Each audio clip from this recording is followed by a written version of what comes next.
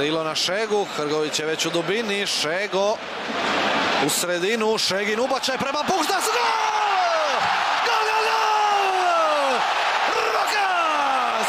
Puštas 1-1, 42. minuta.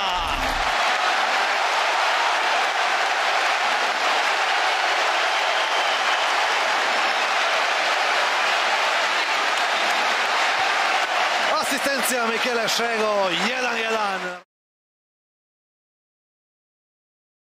Čak se ni Rukavina nije udostojio baciti nakon ovoga. Durdov.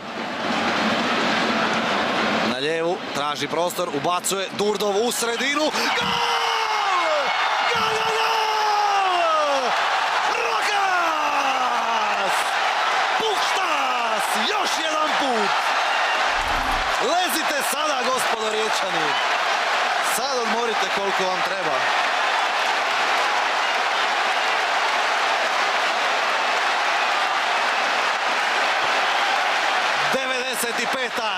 Rokas za 2-2.